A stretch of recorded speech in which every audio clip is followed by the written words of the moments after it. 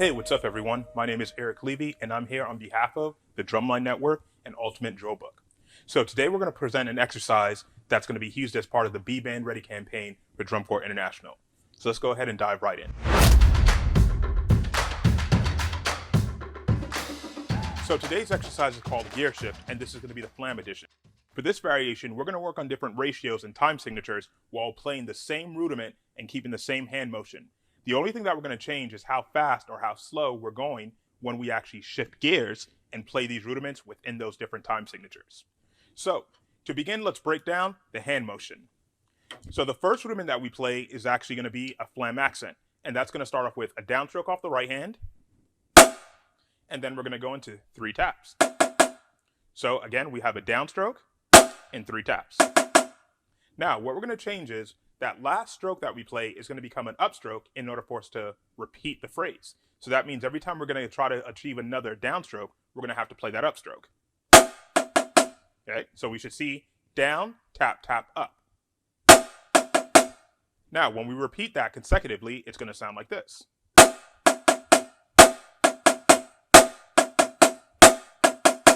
Okay, and when we count this phrase out, if we're counting in 6/8 or 12/8, we want to make sure we're placing 6 16th notes for every beat. So that means we're going to have 1 2 3 4 5 6 1 2 3 4 5 6 1 2 3 4 5 6 1 2 3 4 5 6.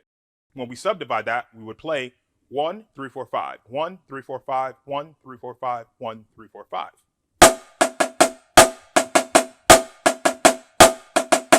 Okay, so now when we take the left hand, we're going to flip that rhythm, and for this one we're going to start off with the tap and we're going to go into an upstroke. So that's going to give us 1 2. We're going to get up to that up position and go into a downstroke from here. Now this rhythm is going to be 1 2 4 6 1 2 4 6 1. 1 2 4 6 1. So this means we're skipping the 3 and the 5. Okay, so whenever we subdivide these phrases, we have to make sure we're always thinking about those 6 subdivisions or those 6 notes that are being placed in every beat. 1 2 3 4 5 6 1 2 3 4 5 6. So the left hand combined would sound like this.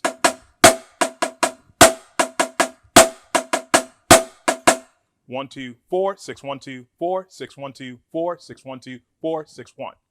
So putting both hands together, we would end up with this rhythm.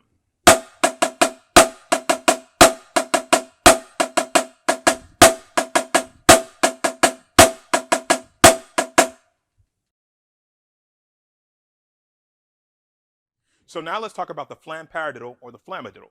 For this one, we're going to start off with a right hand paradiddle, which is a right hand downstroke, a left hand upstroke, and then 2 right hand taps. Now we're going to flip that to play a left hand paradiddle. So our left hand does the downstroke, our right hand does the upstroke, and our left hand's going to do 2 taps. So when we piece that together, we end up with a motion that's nice and fluid.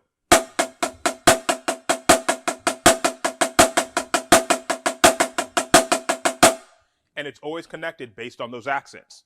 So once we add the flam to this, we have to make sure we add in that tap note, which is a grace note. Now, from here, we simply continue on with the normal paradiddle sticking where we have that upstroke and the 2 taps. And then mirror, so on and so forth.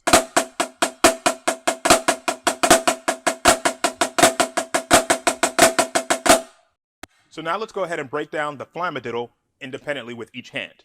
So for the right hand, we're going to start off with a downstroke, and then we're going to go into 3 tap strokes, and finally we're going to finish that off with an upstroke.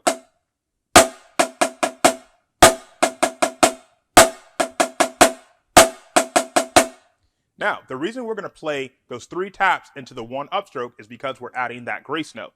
The grace note means we have to add an additional stroke as opposed to us playing a normal paradiddle. So now for the left hand, we're going to take a tap stroke into an upstroke, and then we're going to play that downstroke like we normally would with a left hand paradiddle. So that gives us. From here, we're going to go ahead and we're going to add 3 taps. After that, we're going to add 1 more upstroke, and that's how we connect the phrase.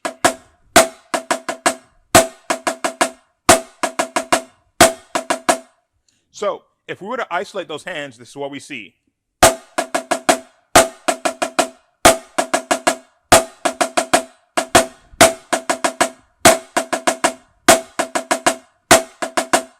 Now, putting those together, we would end up with.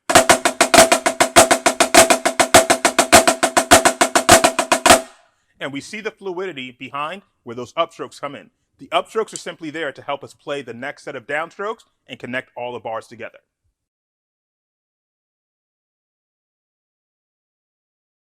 So the last rudiment we're going to play is going to be the flam tap. For this one, it takes a lot more control because we have 3 consecutive motions in a row back to back. So this means we're going to start off with a downstroke, a tap stroke, and then finally an upstroke. All right. So when we play this rhythm on the right hand, we have 1 EN, 2 EN, 3 EN, 4 EN. So now for the left hand, we're going to do the opposite. So our left hand starts off with an upstroke, goes into a downstroke, a tap, and then back to the up. So that's going to look like this. Okay, so right hand to the left hand.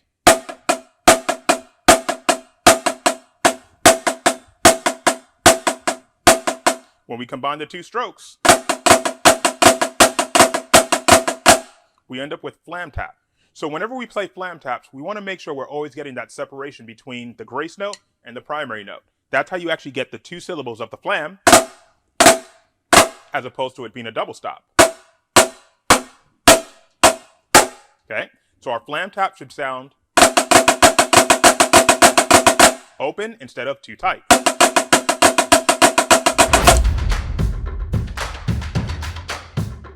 So to start off, let's talk about these ratios. In 12/8, we have 12 eighth notes per measure. This breaks down into a ratio of 3 to 1. That means there's 3 eighth notes per beat. 1, 2, 3, 2, 2, 3, 3, 2, 3, 4, 2, 3. Now, when we get into 4/4, that means we have 16 16th notes per measure. And this is going to give us a ratio of 4 to 1. That means there's 4 60 notes to every beat. 1, 2, 3, 4, 2, 2, 3, 4, 3, 2, 3, 4, 4, 2, 3, 4. Or as we subdivide it, 1 E into 2 E into 3 into 4 E into. So it's super important that we understand, as we play through these phrases, going from the 12/8 phrase would sound like this.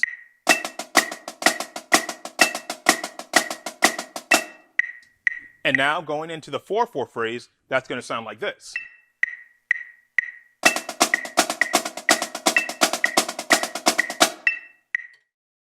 So as you play through the phrase, you have to make sure you're understanding where the flam accent falls. In the 12/8, it's really simple because it's going to fall to the downbeat or the strong beat. With the 16th note, it varies slightly because we're displacing 16th notes, meaning it's going from a downbeat to an E, a and, or a.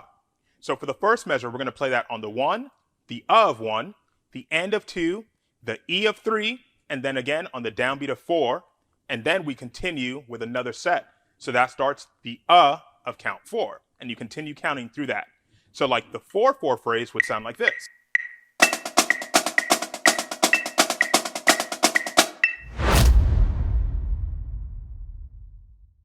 So now what we're going to do, we're going to take letter A and letter B.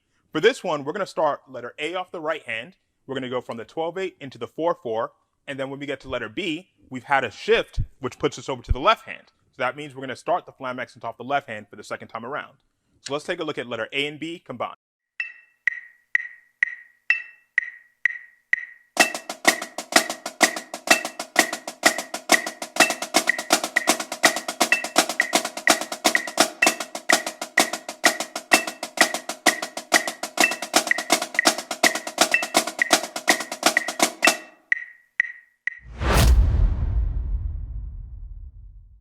All right, so now we're at letter C. For this, we're going to cut the previous section in half, and we're going to take 4 beats of each phrase. So that means 4 beats in the 12/8 bar, and then 4 beats in the 4/4 bar.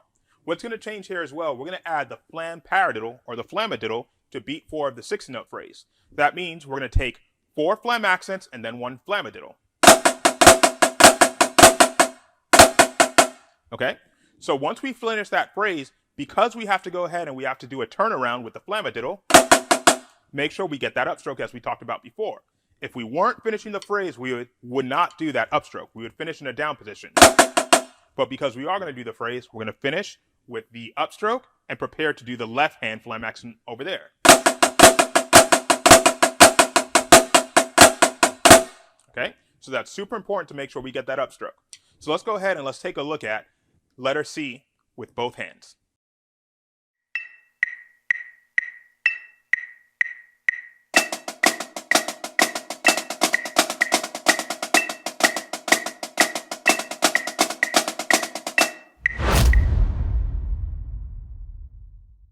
So now for letter D, we're going to cut this in half even further. So this means we're going to take one measure of 6/8 and another measure of 2/4. When we play the 6/8 bar, that's going to give us 2 beats of flam accents in triplet format. And then we're going to go into one measure that's going to contain 2 16-note bass flam accents into one 16-note bass flam tap. Okay? So once you play those last 2 diddles, make sure that's where your flam is placed. Okay? And that's going to be your flam tap.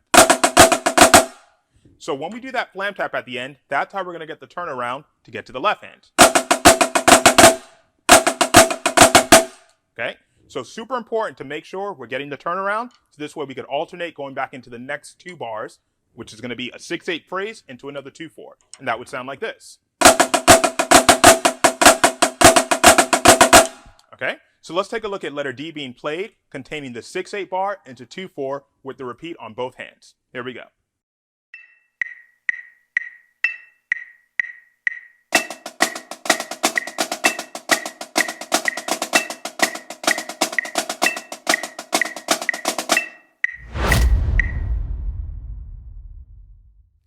All right, so now we're at the final segment of the exercise, and this is letter E and letter F.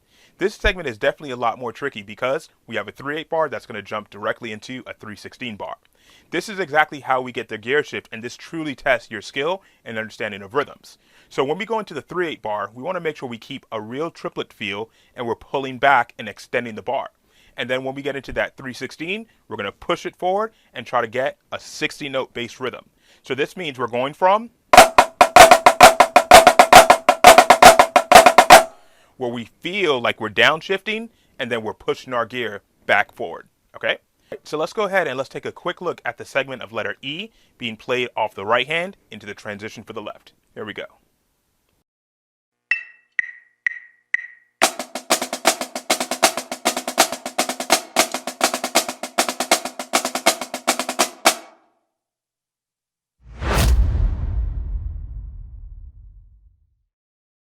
So as we play through the phrase, we need to make sure we're thinking about the hand motions, thinking about the change in ratios, as well as thinking about how our pressure changes are affected. So as we're going from the slow speed to the faster speed, it's important that we don't over grip the stick or over squeeze the stick because we think we have to increase it. Okay? So we need to make sure we're trying to maintain the balance in what our hands feel, as well as keeping those ratios even from point A to point B. So going from the triplet to the 16 note, we're going from a slow motion into a faster motion. Okay? So be conscious of that as you try to play through it and try to keep it nice and balanced.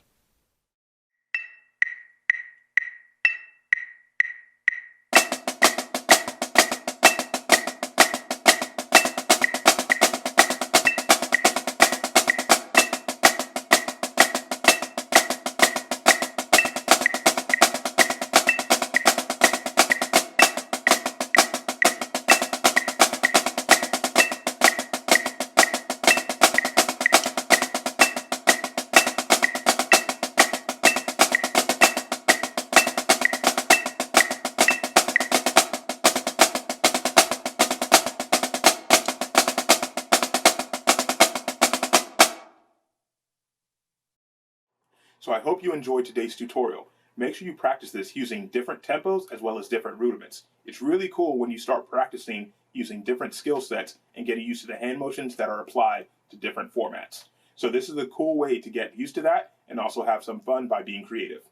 Make sure you check out the other weeks of great content that Ultimate Drill Cook has put together from some awesome instructors, and make sure you tag everybody on social media using the B Band Ready campaign, Drumline Network, and UDB. See you next time.